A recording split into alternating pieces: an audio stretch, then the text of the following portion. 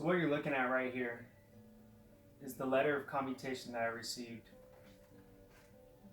from the governor of California, the last term governor, Governor Brown. I'm going to read it real quick. Says commutation of sentence, and then it says my name, Jeremy Stewart, underneath it. On February 25th and 29th, 2010, Jeremy Stewart broke into 2 homes and stole thousands of dollars of property. It appears that no one was home at the time of the burglaries. These were the last in a string of crimes that included other burglaries, petty theft, receipt of stolen property, and being a felon in possession of firearm. On October 29th, 2010, the San Diego County Superior Court sentenced Mr. Stewart to 70 years to life. 25 years to life for each of 2 counts of first-degree burglary under the California 3 Strikes Law, plus a 20-year prior felony enhancement. In his application for executive clemency, Mr. Stewart acknowledged that his criminal history was the result of long-term drug addiction, which he has worked to address in prison. Since his incarceration, Mr. Stewart has embraced the opportunity to face and deal once again with his addictive problems in an environment with more structure and more help. He has been the chairman of his Alcoholics and Narcotics Anonymous group, and his sponsor noted that Mr. Stewart has confronted the nature of addiction in an honest and sincere nature. Mr. Stewart has never been disciplined for misconduct and has earned a degree in social and behavioral science from Coastline Community College. He has also earned a vocational training certificate in auto body and participated in self-help groups including Alcoholics and Narcotics Anonymous, Incarcerated Youth Offenders Program, and the Urban Ministry Institute. Mr. Stewart routinely receives excellent work ratings. A correctional officer noted that Mr. Stewart takes great pride and skill in performing his assigned duties and that he sets a good example to his fellow inmates and co-workers. A correctional sergeant who supervised him wrote that Mr. Stewart went out of his way to make himself useful and demonstrated a respectful, positive attitude towards staff and other inmates. The sergeant continued, "It is my opinion that Stewart has a real desire for success and a positive change in his life. His mother has offered her support and has gathered well over 50,000 signatures supporting Mr. Stewart's clemency petition. He has a plan to live in transitional housing that offers substance abuse counseling upon his release. Additionally, after a background investigation was completed, the Board of Parole hearings reviewed Mr. Stewart's case in an en banc meeting and recommended him for a commutation of sentence. The justices of the Supreme Court of California also considered Mr. Stewart's application for a commutation of sentence, and a majority of them recommended to me that the application be granted. I do not doubt that Mr. Stewart's crimes left his victims feeling vulnerable and afraid. One of the victims of his burglaries has written to oppose clemency. However, I am persuaded that Mr. Stewart, despite little incentive to change his life in prison in view of his 70-year to life sentence, has worked hard to overcome his drug addiction and put his life on a productive path. Mr. Stewart's current sentence does not afford him any opportunity for release in decades. While he demonstrated a troubling pattern of criminal activity as a young man, I conclude that it is appropriate to mitigate his sentence so that he can be released on parole. Therefore, I, Edmund G. Brown Jr., Governor of the State of California, by virtue of the power and authority vested in me by the Constitution and statutes of the State of California, do hereby commute the sentence of Jeremy Stewart to a total of 8 years. And then it's signed by the governor and by the Secretary of State, and that was done December 23rd, 2017, and it has the state seal. I start off reading this so you can get a little bit of a glimpse of the effect of my past behavior and the work that it took to see that past behavior reversed in a sentence. That doesn't even begin to talk about the work that God did on my life, which is far more than any couple pages could possibly express. I started getting high.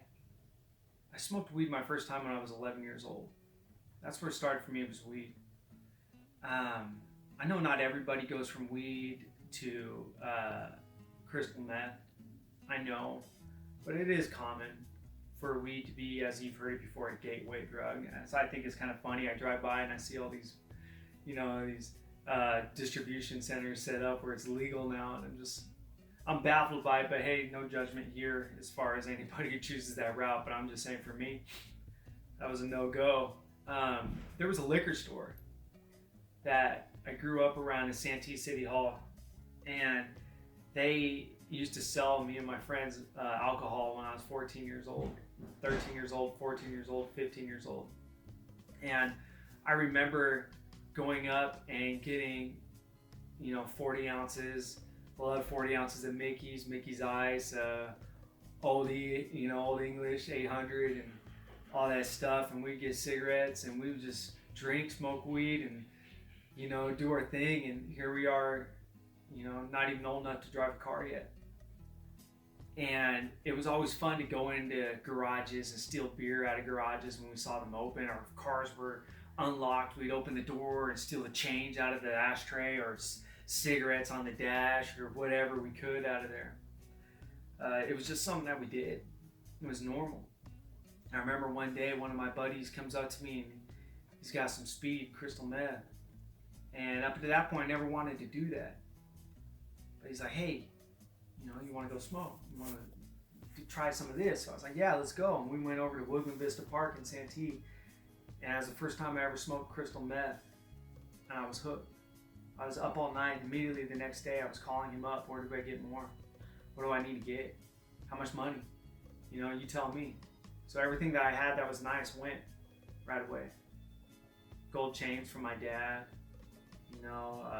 Gaming consoles from my mom.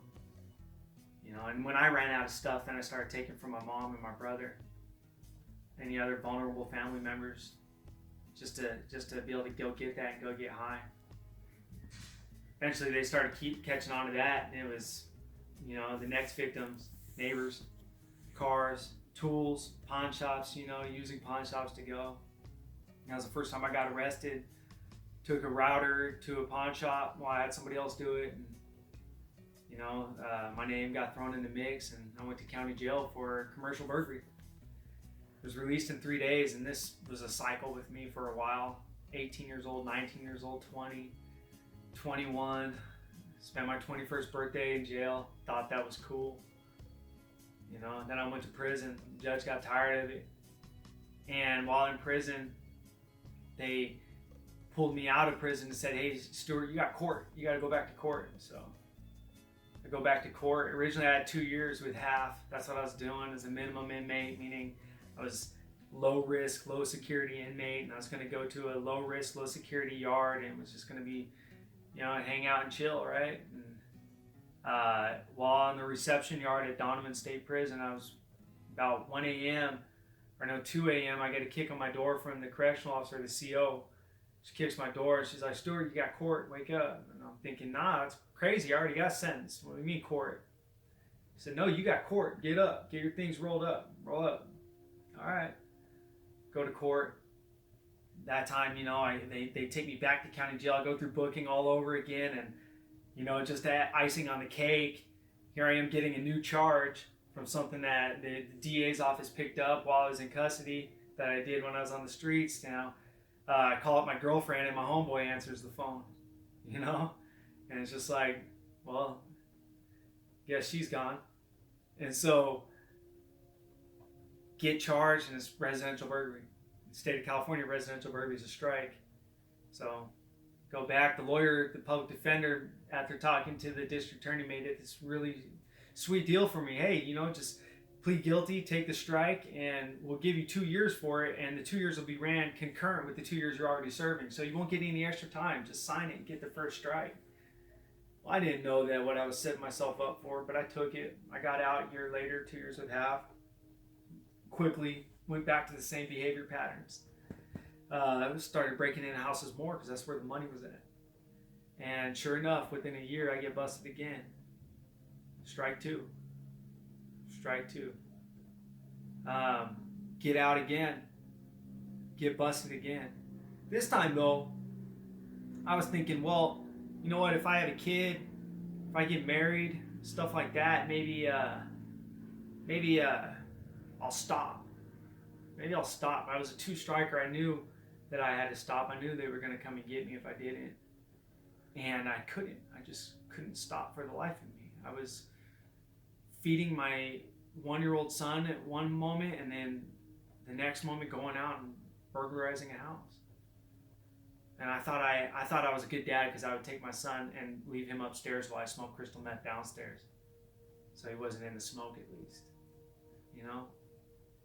And I thought, well, if I marry my kid's mom, that'll get me clean. Nope. You know, all these things have just created more victims for me. All these things where I thought, like, hey, this person could do it for me, or this person could do it for me, or this situation, if I just had this happen, or if I just got the right job, or you know what, if this person would just stop talking to me, and all these things, that was my rationale. It was really outside of my self-focus. I never looked at me. I was always looking at other things around me.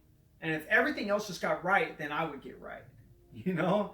And little did I know in my immature thinking that everything else was going to be everything else.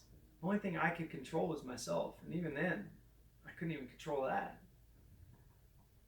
So I remember I tested dirty for my PO, and he's like, Stewart, you got to go into rehab. I've been to so many rehabs already. I've been going to rehab since I was 14 years old.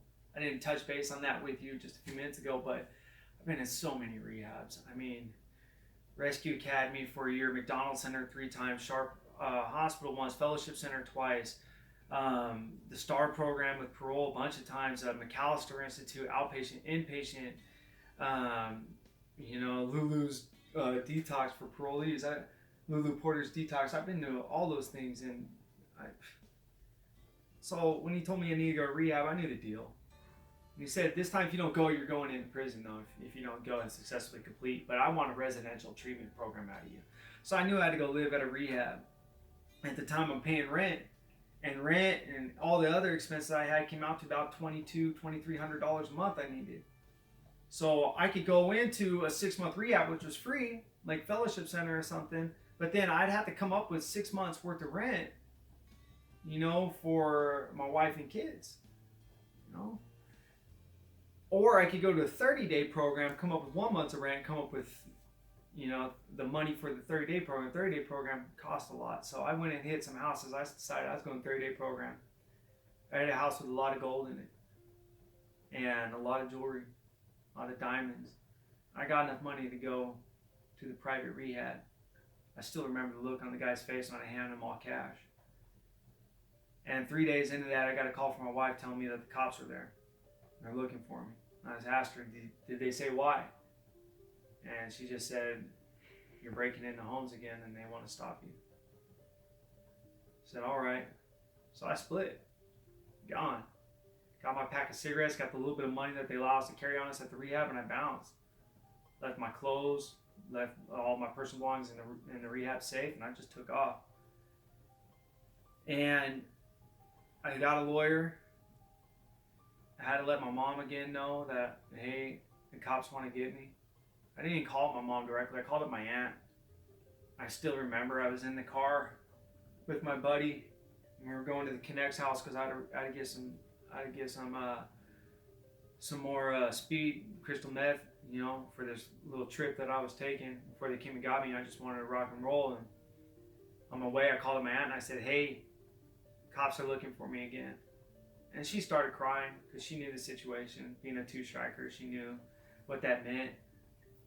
And so I called my mom, and my mom goes into straight, you know, strategy mode. Get a lawyer, do this, do that. And of course I go with it. I'm sick and twisted in my mind. I don't have enough humility in me yet, or enough maturity to say, you know what, Mom, I brought this upon myself. Don't spend any of your money. But no, Mom, can you please get this lawyer retained? Can we, you know, and retained a lawyer, and it didn't do nothing. One morning I got tired of running about 3 days later, and I'm downstairs, the wife's upstairs sleeping, and I'm feeding my son David. He was about 13 months old at that time. And he's in his high chair, and I made him some food, and then I just changed his diaper. And I got my sweats, my sandals on, my wife beater on, and my phone and my wallet, my keys, everything's upstairs. And I look out and I see my parole officer with another parole agent walking towards my apartment gate. I look at the lock and I was thinking, oh, I could just lock it, run upstairs, toss the baby to my wife, wake her up, grab my keys, and dip out the back and be gone. Just leave. But my wife was pregnant, and So I just kind of stood there, watched as they came up and got me. And my parole officer, he was always kind of a jerk, but he did me a solid, and he came there before SDPD came there and just, I don't know if anybody ever dealt with the police before, but when they come in on a felony warrant, they come in hot. So he came in nice and calm and he just said, Jeremy, I need your son. You need to hand me your son. I don't know if anybody's ever had a hand over their baby before and know that they're never going to be able to hold their baby again. But I did. I know what that feels like. And I just told him, I can't hand you my son. And he said, you need to. We need to take you in. So I handed him my son. And for all I knew, that was the last time I'd ever hold my son again. And I was still so high, I couldn't even really feel the weight of what's happening. So I'm in handcuffs, sitting downstairs. SDPD comes on, they transfer custody to them, and here we go. We're on the way now, Now the whole time, I'm thinking the DA is going to give me a deal while I'm in county jail. No deal. No deal the whole way through. I saw guys coming in with drive-bys, gangbangers, dudes coming in who had violent crimes. I was non-violent after all. I'm like, come on, God, if you're real, why am I getting this? Why am I not getting a deal? And they just wouldn't offer me a deal for the life of them. Nothing. Paid attorney, who went on a golf trip with the second in command in the DA's office said, nope, I can't make a deal for Mr. Stewart because it's coming from the top. No deal. That means the district attorney herself, Bonnie DeMonis at the time, was saying no to me. And there was some sick, twisted part of me that was proud about that. But I was scared to death, 23 years old. And I asked my attorney when it came in, he said, look, they don't want to give you a deal. And I said, so what does that mean, 25 to life? He's like, no, try 73. I broke. That's when it hit me. That was the break that I never had before. And I'm not talking about like lunch break. I'm talking about brokenness. 100% utter brokenness. Up to this point, I've been able to get away with it. Rehabs, little stays in prison and jail, slaps on the wrist, basically. I thought I would just keep getting that, and eventually, I'll just say, I'm done. I'm trying to live life right now, and I knew that day would never come on my own strength. God knew what He had to do with me, and so He hardened the judge's heart, hardened the DA's heart. None of them offered me a deal. I went to trial knowing I was guilty for 2 burglaries, and obviously I was found guilty by a jury of my peers, and the judge had no mercy. He said, I don't care if you have kids and a young wife. He's like, matter of fact, that just speaks to your recklessness. It speaks to your irresponsibility. Now they have to pay the punishment with you. And hearing somebody say, I don't care, you're never going to see your kids again. He lectured me. He said, you're never going to be a dad to your kids. You're never going to raise them. You're never going to be there for them at birthday parties. You're never going to see them walk. And it's all because of the decisions you made. This is because of you, Mr. Stewart, we're here. This is a sad day in my courtroom. I remember him telling me that.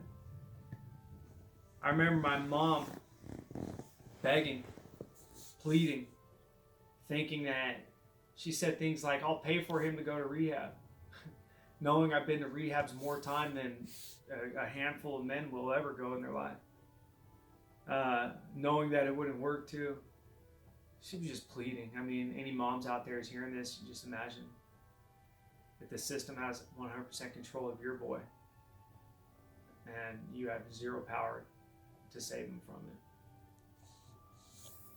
Little did I know God was in complete control. I came away from that sentencing thinking that I just witnessed my own funeral. I just saw my own funeral. My family were behind me. Victims were on the other side. And I was done. I just got sentenced to 2 life sentences, back to back, 25 to life plus 25 to life, plus an additional 20 years, 70 years to life. I was 23 years old. I'm yeah, 23.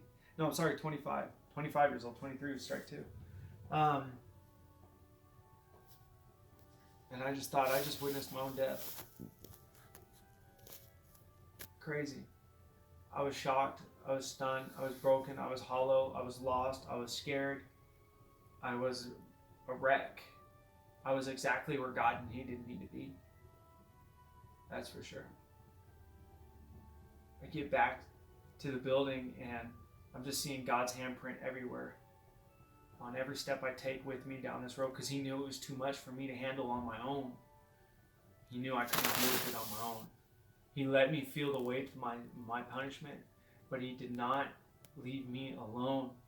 And just like the deputy who escorted me back to the holding tanks and who changed me out from low security blues to county jail high security greens, that's a sobering reality, just changing that. What I mean is the clothes you're wearing, blues are low security, medium security, normal inmates, greens are high risk security inmates. His name is Tommy, and I went to grade school with him. He was a year younger, and he was always a really good person. And he was a deputy, and he's escorting me, and he's like, "Whoa, Jeremy, I can't believe that happened to you." And I saw it as Tommy. I broke, I cried, because it was someone familiar, and I was just dying for familiarity right there. Someone, some kind of human contact. And Tommy was there, and he called up my mom for me. I don't want to get him in trouble or anything. He was just being human. And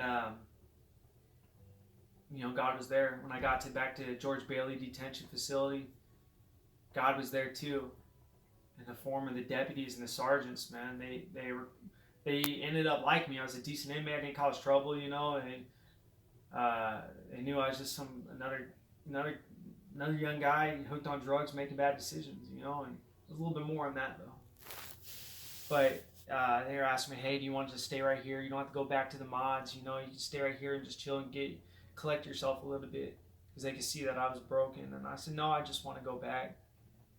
And I go in the building, and it's complete lockdown, institutional lockdown. I'm like, perfect.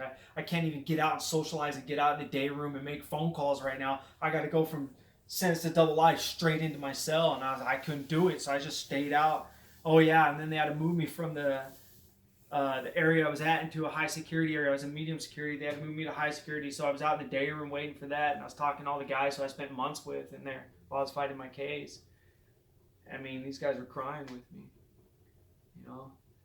Call up my mom, and she's being strong for me, but I could hear it in her voice. She's part of her just died, and just even thinking about it now is like sobering.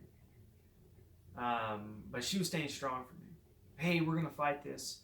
I already talked to the attorney. The appeal's on the way. You got to fill out this paperwork. You got to do that. She's just on it, on it. She's not accepting surrender. And thank God for that spirit that was in her, because that was the spirit of God, because that stayed with her throughout my whole incarceration, that spirit of just being on it. And she did a fight out here that I could not even begin to describe on video. But it's because of that fight and God working through her and working in me in the system while I'm inside. It's working with her outside. And the combined effort of the two just did a miracle. But still, I'm in there in county jail, and they moved me to high power, and I couldn't be in the cell. My homeboy Speedy took me into his cell, and he was this guy who I became friends with in my last term, a skinhead troublemaker, but he was cool. And he said, "Man, you just come with me in my cell and just chill." And he got me some anti-anxiety medication, some booze bar, some heavy dose of stuff, and I was just taking that, just kind of zoning out, just so I could focus. I had a guy come up to me in county jail. He came up to me, I was standing on the tier, and he's like, "I swear I don't remember ever meeting him before. I don't even know where he came from, matter of fact, or who he was." But he came up to me, and he's like, "Hey, what happened?" I said, "I got sentenced to life." He's like, "Life?" It's like, you know what? You should just jump off the tier and land on your head. You'd be better off if you just killed yourself right now. Why not? And all I could think of was Jesus. I was thinking of Jesus. God just brought to my fact that the devil tried getting him the same way. And I ain't no Jesus, that's for sure. But I remember that. Like, hey, just toss yourself off this peak. Test God, right? For me, it was just in my life. So I was in prison doing all that. I did not jump. And I started living a life. So, God got me through that. We're fighting my appeal, and I go to prison. And this time I knew I wasn't going to no minimum yard. I knew I was going, with the heavy hitters, with the big boys this time. I'm not no killer. I'm not a tough guy or anything like that. Never tried to be. And I get there, and it's time to go to Calpat. Calpat State Prison is known for just being one of those prisons. It's just one of those prisons where, we call it the place where, that's where cops get killed. Because the inmates were killing a lot of cops over there. When you got inmates willing to kill cops, they're willing to kill you pretty easy too. And I knew the deal. I'm a young white inmate, some tattoos on me. The rest of my life in prison, I knew I'd be the first person they're going to hit up to put in work. Stab, carry this, carry that, put in work for the cause. And I thought that would get me. But God was still with me. I get on the yard, and one of the first people who hit me up is this guy, he's a skinhead. He comes up to me, he's a yard crew worker, so he has access all over the yard. And he sees me, he's like, "Hey, you Jeremy?" I said, "Yeah." He's like, "Hey, I'm talking to your cousin." He's not really my cousin, but we call each other cousins. I'm not going to say his name. But he's like, "Your cousin," I was talking to him, and he asked us to just, look after you and try not to get you involved in the mix. Said you're not that type. So I'm going to do my best, but eventually, your name's going to come up and you have to step up to the plate. But for now, just chill, relax. All right, cool.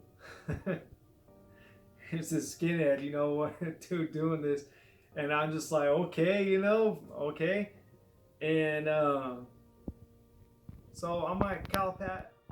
I'm on the yard over there. And immediately, man, I just start going back to church.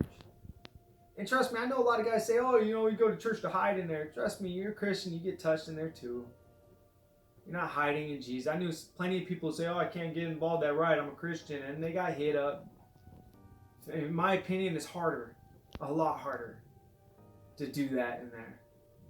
It's easy to go with that flow. It's easy to go ahead and pick up this and do that and get this person, be a wingman, a hitter, whatever. It's easy. Anybody can do it. They got anybody to do it. I was about to do it, man. It's ready to pop off us and the blacks. Hey, I'm 2 years on that yard now, doing good, just program, going to church, a part of the chapel choir, and getting involved with the leadership there and just really seeing God move in my heart. And the guy who had our building for the whites, he goes, "Hey, Jeremy, you get in on this first wave." It's like, first wave, what he meant was, when we attack the blacks, we're going to surprise attack them. You can be a part of that surprise attack. Or you could be here for the retaliation when they get back at us. Because the whites on the level 4 yard, I think we had at the most was 18 guys at one time. And a handful of them were old and couldn't fight. So, blacks on the yard, on a level 4 yard? Are you kidding me? These are deep. Hundreds. So, it was like, we're going to war with the blacks. If you're not going to be on that first wave, then that's a suicide pitch. Let alone the fact that if I say no, then my own people, the whites, are going to come out and get me. This is how I lived in there, worrying about this day. Just, geez, man, here we go. Just praying just that God keeps peace on the yard. But,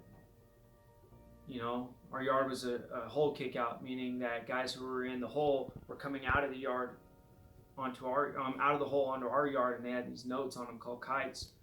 And the shot callers, the big homeboys who were in the back in the hole, telling us, "Do this, do that, get this name, get this drug, put in work, have these guys come over here and check in, boom, boom, boom."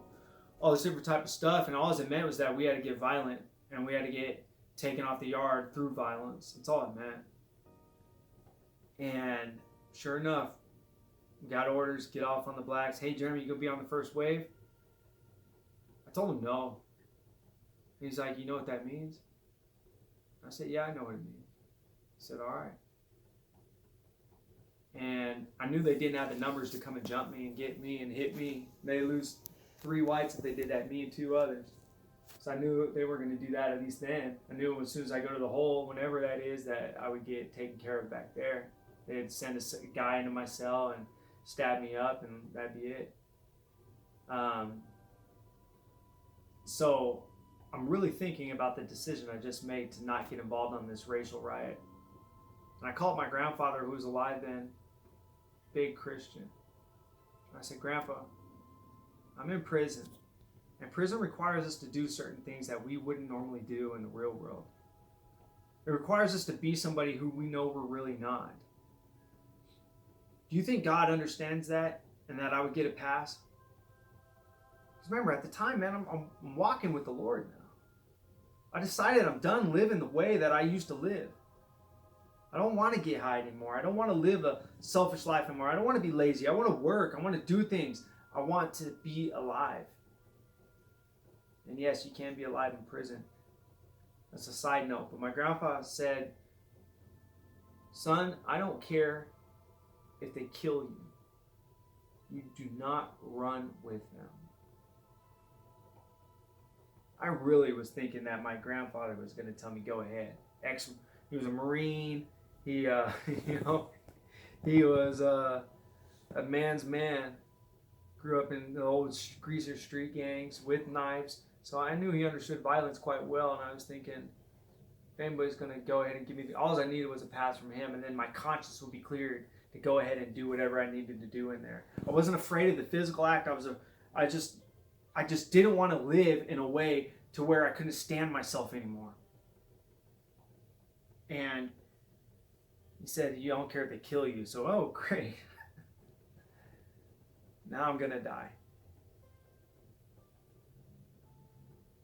There was a new program that opened up in the prison at this time called the Urban Ministry Institute, or we called it TUMI. My cellie at the time heard about it, because he's a tutor in the classroom, and he came in from work one day, and this is right about a couple weeks before the riot was supposed to pop off, and he goes, hey Jeremy, you should go to that program. It's a pastoral program. I was like, that would be awesome, man. Where is it at? Is it on our yard? And he's like, nah, it's on D yard. D yard? You mean the SNY yard? That's a sensitive needs yard, or otherwise known as protective custody yard. He's like, yeah. He's like, hey, bro, screw it. Who cares what people think about you? You got to do what you got to do for yourself. Who cares? This isn't you. This life isn't you. There's a different calling for you on your life. And you're not going to get it here. I knew what he's talking about. I couldn't even go to school because every time I tried going to school, we'd get put on lockdown. I wouldn't be able to go take a test or something. So I couldn't even go to school at the time. I was always on lockdowns on this yard. So I thought about it. But I decided against it, and I said, I'm just going to go through with this riot. So a couple days before the riot, it's Friday, and we're going to have visits, and my mom was bringing my son and my baby girl out to see me that Saturday, and we're about to crack it off, Saturday morning, I believe.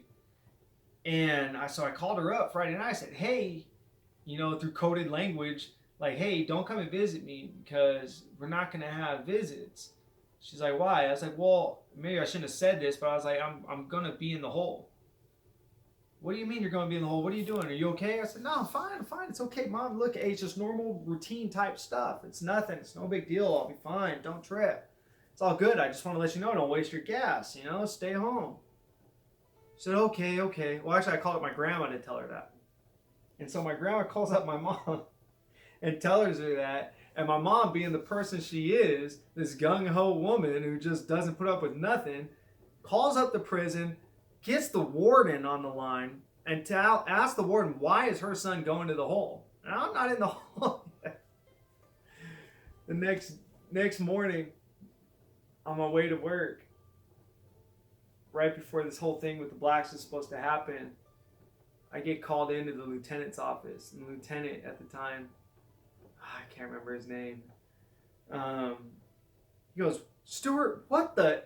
And he uses explicitives and like, "What are you? Why is your mom calling up the warden talking about you're going to the hole?" He's like, "Why would you be going to the hole?" And Lieutenant Hoffman, and that's his name, Lieutenant Hoffman, and that's something he was just a jerk, and that's when I told him, you know what, I'm gonna go over to the Toomey program. I'm done right here. And I know some people who've been to prison who are watching this right now are probably shaking their heads like, this guy's a disgrace. He locked it up. Yeah, I did. I locked it up. I went over to the SNY yard right there. Said I'm good. He started asking me, where's the cell phones at? I don't know where any cell phones at. I honestly didn't. And I didn't get involved with that stuff. So, well, what's going on? What's going on? I said, well, look, we're just, we're supposed to have a riot. And he already knew about it. And I said, I just don't want to get involved with that. So, well, I ain't taking you unless you give me names. I was like, well, I don't know any names. I'm gone. So he had to take me. And I went to the hole for 2 weeks waiting for reclassification. And I went to the SNY side. And let me tell you something. I met some strong group of guys on the yard I was at. But these guys were guys just like me who were just tired of it. Guys who gave up everything. They were in the gangs. They decided that it's not worth it. We all know what happens in there. Who's ever been in there before knows it's a trap. Get involved with this cause or that cause, and for that cause, you go and put in work for that cause. You go to the hole, you come out of the hole just to put in more work, and before you know it, you're a lifelong shoe-termer, and you're just at the worst of the yards all the time because you can't ever program right. You don't ever get your visits. You don't ever get your packages. No canteen. No phone call. You're just done. You get your phone calls a little bit of package, but you know what I mean. It's all reduced.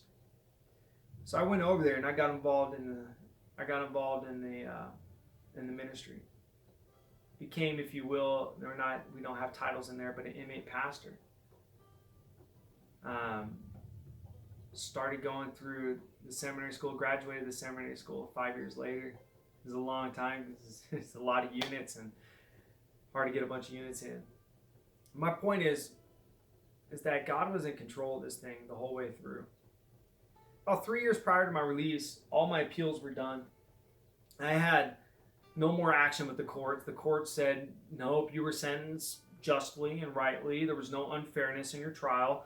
There's no cause for an appeal. You have to do your time. My release date was 2078. I was content, though. I was content with just doing my time. I was okay with it. I was happy. I was in love with God. I had a family around me of brothers who would just do anything for me. I had a family on the streets who loved me and supported me. And while it would be really nice to get out, I knew better on getting my hopes up anymore with appeals and all that. So an application for clemency. Clemency, like a pardon? Yes. It's like, you have a better chance of going out and winning the lottery on Super Lotto and hitting all the numbers than you do of getting clemency, especially a three-striker. No three-striker's ever gotten clemency. No three-striker in the state's history has ever gotten it. Why? Because clemency belongs to those individuals who just made that bad mistake. They made that decision, or they're somebody's son, somebody of importance or something like that. It doesn't go to people like me who have been in and out so many different times, have so many felonies. Just do this for me, son. Do this for your kids. I've been working hard for you. Do it. All right, I'll do it. So I filled out the application, and I sent it in, and I never heard a single word for the governor's office for 2 years and 8 months. Or no, yeah, about 2 years, 8 months. Not a single word. My mom would be like, well, did you write the governor? Did you write the governor? So I'd be writing the governor. I'd send him Christmas cards. I'd send him my work chronos from work, which are just basically notes from my superiors, my bosses, whether free staff or correctional officers, telling them how good I'm doing. report cards, because I was in community college too at the time, and seminary report cards, and I would just bombard his office with all these things that I'm doing inside there. And at the same time, my mom is getting videos made about me. You go to 3striker.com and look up my video, Jeremy Stewart story. And she's getting newspaper articles made about me. She's drafting legislation to change the law to get me out for 3 Strikers. She collected over 55,000 signatures over that to attach to my clemency application. It just doesn't happen. In the meantime, God is just working on my heart, and he's turned me into this powerhouse for him. He turned me into a preacher. And I'm behind the pulpit almost every week. And I'm preaching the gospel, unadulterated, pure gospel, the word of God. I'm seeing men convert and give their lives to God because of that same gospel, the power of the Holy Spirit speaking through me. This guy, this drug addict, this thief, this nobody, this loser who took drugs over his kids, who was the worst husband, this guy right here, the worst son, this guy right here, God's using to preach his gospel. And I'm just fulfilled. I'm fulfilled. I had it. I found what life is all about. It's all about Jesus. It's all about the next person. It's all about helping out the next person. It's all about giving the gospel to the world. It's all about the fact that Christ is coming back, and we need to do everything we can to make sure we are sharing the message that Christ came and died for the sins of the world, that whoever believes in him shall not perish but have everlasting life. And I was doing it in there. God was using me in there. I had purpose. And then one thing happened one day. I get a little slip under my door. It's called a ducat. It's an appointment slip. And I look at the ducat and it says outside agency tomorrow at 11 a.m. or 9 a.m. Okay. Thinking it's something to do with my wife, because at the time we're estranged. I'm thinking maybe it's a divorce thing, or maybe it's a detective, but I have no astounding cases. So I don't know. We go. And it's a parole agent from Sacramento. I'm all the way out here in the Imperial Desert. Sacramento comes all the way out. And he interviews me for 3 hours. Agent Mata. And he doesn't give me a clue on whether or not what's going to happen next. And he knew everything about me. And I was telling him my plans, the plans that God put on my heart before, plans not to get out, but plans to live. Whether in prison or out of prison, I was going to live. And my plan was simple. That it was this: I am no longer going to be a burden to my neighbor, but I'm going to be a blessing. I'm no longer going to take, I'm going to give. I'm no longer going to live for myself. I'm going to live for God. And the details of those 3 things just went out to this man who interviewed me. And I had answers for everything he asked, because it was just all around how I was living in prison. And I went back to my cell that day and I hit my knees on the floor in my cell. My cellie was there. And I'm just sprawled out and I say, Lord,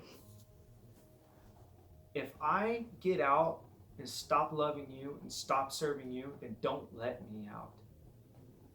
I would rather die in prison serving Christ. I'm not trying to be some like noble guy here or anything like that. This is really just who I am now. It's who God made me. I would rather die in prison with Christ than to live free out here in the world without him. And that still stands true for me today. What's life without him? What is it? It's nothing. It's a vapor. And it's gone. And it's done. I saw how easily it's done. Right now we're seeing how easily control is lost with this coronavirus outbreak and everything that's going on with, quarantines and, staying inside the house. We see how little control we really have. We see how fragile our life is. And yet, I literally believed that I was in control of everything. And I could just go ahead and flip on a switch and live life right, and all of a sudden I'll be okay with God. No amount of prison time would ever make me okay with God. He's too holy for me to try to earn my way back to him. So he sent his son to do for me what I never would do. That is, he died for me. So that I could believe on him. And 3 days later, he rose from the dead. And now, then, in prison, Christ came and lived in me. It's no longer I who live, but Christ who lives in me. I still mess up. I still fall short. But I don't ever stop pushing for the kingdom now. I don't ever resign and go back to a lifestyle that has nothing but death.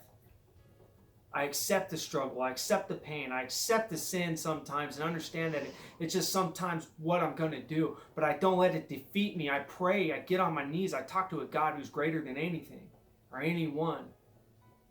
I plead His mercy and His forgiveness. And I ask, Lord, if you would just live through me today. Back to the commutation. 6 months later, the parole agent who interviewed me said, hey, we'll see what happens. 6 months later, I get a phone call to go into the counselor's office, and he wants me to talk to this lady from Sacramento. I said, cool. I said, Jeremy, how you doing? Hey, look, your interview went really well. The governor selected you out of a large amount of people to take the next step in the commutation process. So he wants to grant you commutation. And I, heartbeats going. Grant me commutation. Hold up. This doesn't happen. I've been in prison for 8 years almost. I've never seen anybody, 10 years actually, I've never seen anybody get their sentence commuted by the governor. And so I was like, well, wait a minute. Doesn't he just sign a paper and I'm out? She's like, no, you have a prior felony conviction. You have multiple prior felony convictions. You have to go before a parole board, and then you have to go before the California Supreme Court. And I was always thinking, man, if I just had a shot to go before a parole board, and here I am, I'm going before the executive parole board in Sacramento. And I'm all the way down in Imperial, bottom of the wasteland of California. Beautiful though. And call up my mom, and my mom goes on my behalf because I can't go. And my pastor at the time and the vice president of my seminary school went, and my uncle went. And just thank you to all of you who went. Thank you guys.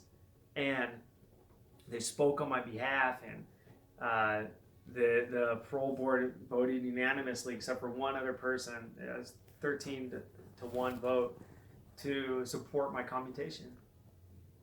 And then after that, they said, okay, you got your commutation approval for the parole board, but now it has to go before the court. And this was in August, and I never heard anything back from the courts, whether they approved me or not. And then one day, it's December 23rd, I'm in a meeting with my chaplain because I was serving in the leadership there, and we're having our normal leadership meeting once a week in the chapel right there. It's December 23rd, 2016. And after our meeting, I walk out, and Lieutenant Hopper, one of the yard lieutenants there, sees me. He's like, hey, Stewart, on me. All right, follow him on. Now, it's around Christmas time. I know Governor Brown likes to do commutations at Christmas, so I'm thinking I should get a letter any time for commutation, because I haven't heard anything from the courts. And he's like, hey, somebody from the governor's office wants to talk to you right now. Like right now. We've been looking all over for you. I said, from the governor's office? Okay. And talked to this girl from the governor's office. She's like, Mr. Stewart, you're serving 70 years to life, correct? And I said, yeah. She said, you've been in for 8 years already, correct? I said, yeah. She said, well, the governor is granting you clemency. He's commuting your sentence and tomorrow. And so here's the thing. I always thought if he did commute my sentence, by this time I had a lot of time to think about it. I said if he does, it'll probably be like 25 years to life, to where it's a doable amount of time now, to where I could do 23 or whatever, 80%, 25, 80%, go to parole board, and then pitch myself to the parole board and get out, in like 15 years, 10 years from then, or whatever. And she goes, yeah, he commuted it down to 8 years. You already served 8, so your time served, you're going home immediately.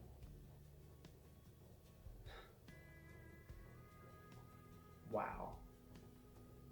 That was all I could say was, wow, I'm going home. I wasn't supposed to go home. I was supposed to die in prison.